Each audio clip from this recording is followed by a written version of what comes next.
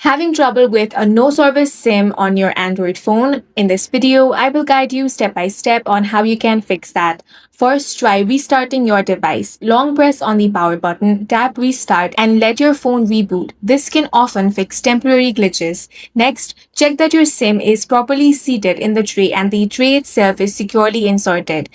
Now, you want to head over to your settings. Now tap connections. Then tap SIM Manager. Here you want to make sure that your SIM is detected. If you notice dust or grime, gently clean the SIM card and tray with a soft dry cloth.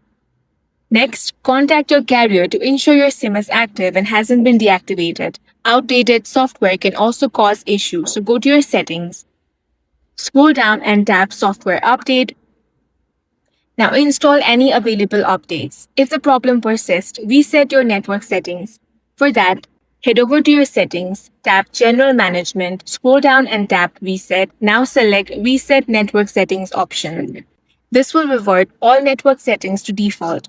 As a last resort, you can perform a factory data reset from settings, but back up your data first as this will erase everything on your phone.